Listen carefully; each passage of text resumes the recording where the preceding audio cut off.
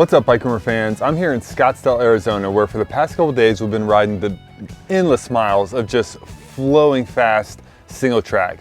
And my bike for the week was this little hellraiser, the all-new Evil Chamois Hagar gravel bike.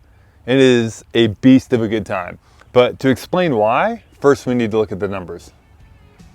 Like their mountain bikes, they let the longer travel downhill bikes inform the geometry and the ride characteristics of their shorter travel bikes, like the following, which is a 120. And in fact, that's what inspired this bike's geometry.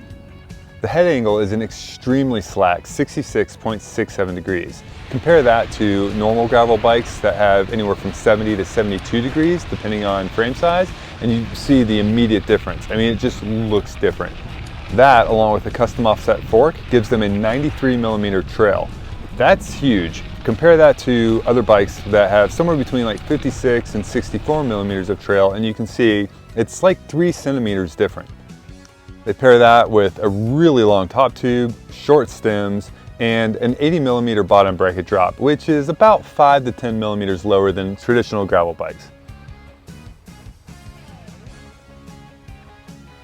The result is a bike that is long, low, and slack, and surprisingly good. We rode a ton of Singletrack, in fact mostly Singletrack out here, but that requires a little bit of a disclaimer. Scottsdale's trails are so smooth and so fast that a regular mountain bike would have been overkill. In fact, it wouldn't have been as much fun. This bike was crazy fast, but handled exactly like you would want it to on Singletrack.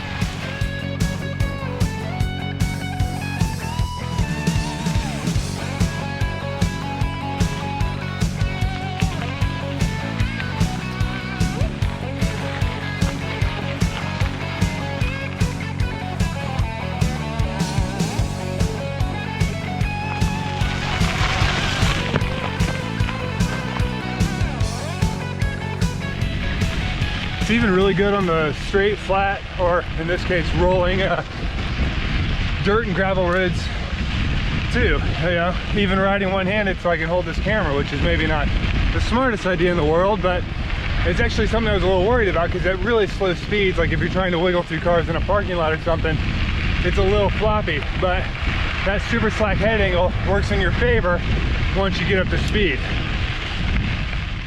It also excelled in the soft sand, and we all know soft sand patches are the worst, especially when there's long stretches of it, and it's even worse on a gravel bike. Now, at first I was thinking, okay, maybe it's the big 50mm tires that were giving me the flotation to sail through these sections, but that's only part of the story. I was able to maintain a line and go straight, as opposed to hitting that and the front end wants to wash all over the place, and you spend a lot of energy and effort just trying to keep the bike going straight. This bike, I think in large part because of that slack head, the long wheelbase and the long trail was so stable, I was able to keep a virtually straight line through the biggest, gnarliest, softest sand sections, which is amazing. One of the things I was worried about with this bike is keeping enough weight on the front tire, and especially in conditions like this where you get that loose kitty litter over the hard pack. But it was kind of a non-issue. Like, it is a little bit harder to keep your weight on that front tire, but it handled really, really great on these conditions. So anything that you could possibly ride would have more traction than what we had out here would be a non-issue. So yeah, you're pushed out a little bit further in the front, and it's a little weird at first when you're looking over the stem and you see the front axle like inches in front of it, but hey, it just works really, really well. This is the mountain biker's gravel bike, and based on the responses from everyone else who rode it, in my own opinion, I have a feeling we're going to start seeing more and more gravel bikes lean toward this type of geometry and shape, even if it's not quite as extreme as Evil took it.